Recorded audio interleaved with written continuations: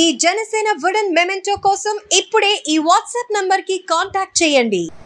జై జనసేన. నా పేరు గారి నరేంద్ర ఉదయగిరి. ఈరోజు మన ఐటమ్ రాజా ఏదో మంత్రిగా చేసిండు మన ఆంధ్రాకి, కానీ మాకు మాత్రం గుర్తొచ్చే మంత్రి పాన్ పరాకుల మంత్రి.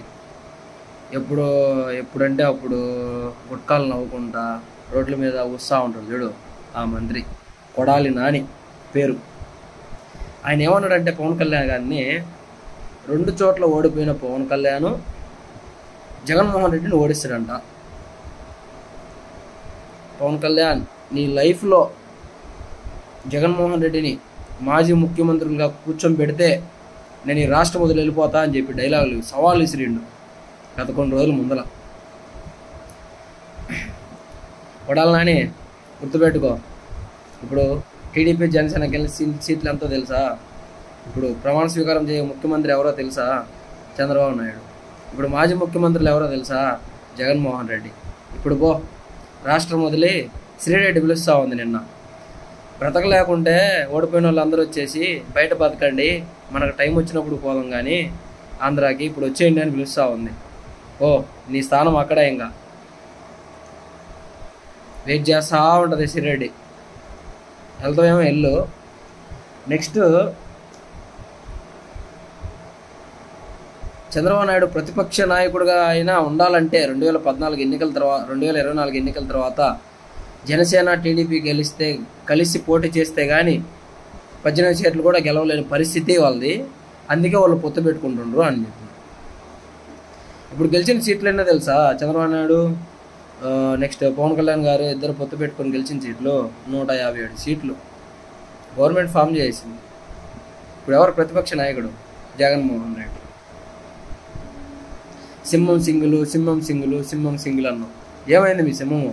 ఇంట్లోనే ఉండిపోయింది, ప్రజల్లోకి కూడా రాలేని పరిస్థితి అయిపోయింది. అదే ఆయన స్థాయి, జగన్మోహన్ రెడ్డి స్థాయి. ఇంకా ఏమన్నా వకీల్ సాబ్ కాదు, షకీల్ సాబ్నా? నీకు కెసినాలు ఆడటం అలవాటే కదా. ఇంత ముందర గుడివాళ్ళలో పెట్టినావు కదా సంక్రాంతికి. గోవాకు పోయి షకీలాతో టకీలాలు తాగు. అది నీ బ్రతికి ఇంకా రాబోయే రోజుల్లో. అర్థమైందా రాజా నీకు?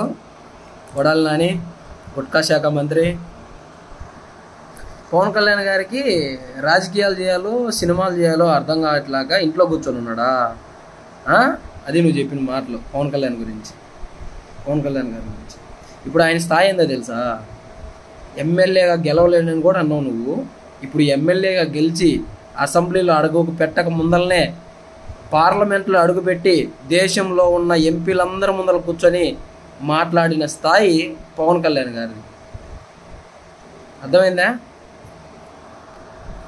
ఏదో రాష్ట్రంలో చెడ్డీ గ్యాంగ్ లాగా గడ్డం గ్యాంగ్ ఒకటి గడ్డం పెంచుకొని మాంత్రికుల్లాగా దండలు వేసుకొని శ్మశానంలో మాట్లాడిని ప్రెస్ ముందరకు వచ్చేసి ఏవేవో మాట్లాడతావు కదా. ఇప్పుడు మాట్లాడు. ఇప్పుడు బయటకు వచ్చి ప్రెస్ ఒకటి పెట్టేసి, మా జగన్ అన్న 175 స్థానాల్లో పోటీ చేస్తే 11 గెలిచాడు, రాజకీయాల్లో 0. పవన్ కళ్యాణ్ 21 స్థానాల్లో పోటీ చేస్తే 21 గెలిచిండు, పవన్ కళ్యాణ్ హీరో అనే మాట్లాడే టైం నీకు దగ్గరికి వచ్చింది. దమ్ముంటే ఇప్పుడు వచ్చి మాట్లాడు. నీ బతుకు ఎలాంటిదో తెలుసా? పవన్ కళ్యాణ్ గారు దూరంగా ఉన్నంత వరకే నీ మురుగుడు. పవన్ కళ్యాణ్ గారి దగ్గరగా కనిపించింది అనుకో, జనాలను తోసుకుంటా పోయి పవన్ కళ్యాణ్ దగ్గరికి పోయి 2 చేతులు ఎత్తి దండాలు పెట్టే స్థాయి నీది. మొన్న చూసినాం కదా వంగవేటి రాధా గారి పెళ్లిలో. ఆ తర్వాత నువ్వు ఎన్ని మురుగుళ్ళు మురిగినా కూడా ఆయన పెద్ద మనసు చేసుకొని నువ్వు నమస్కారం పెట్టిను అని చెప్పి చెయ్యంతిచ్చి షేక్ హ్యాండ్ ఇచ్చే స్థాయి పవన్ కళ్యాణ్ గారిది. అందుకని అధికారం ఉన్నప్పుడు ఒక విధంగా, అధికారం లేనప్పుడు ఒక విధంగా, ఎమ్మెల్యే గెలిచినప్పుడు ఒక విధంగా, ఎమ్మెల్యేగా లేనప్పుడు ఒక విధంగా ఉండడం కాదు. ఎట్లాగా జీవితంలో సొసైటీలో అణిగిమణిగి బ్రతకాలో నేర్చుకో. కొడాలి నాని గుట్కా శాఖ మంత్రి. నిన్నే అనుకుంటా టీడీపీ నాయకుల మనోభావాలు దెబ్బతిని మీ ఇంట్లో కోడిగుడ్లు విసిరిండ్రు. ఈసారి విసిరించుకోకుండా జనాలకి ప్రజలకి అంత ఛాన్స్ ఇవ్వకుండా మంచిగా సొసైటీలో మాట్లాడి అందరికి మర్యాదలు ఇస్తూ ఉండు, బాగుంటుంది. జై జనసేన, జై హింద్.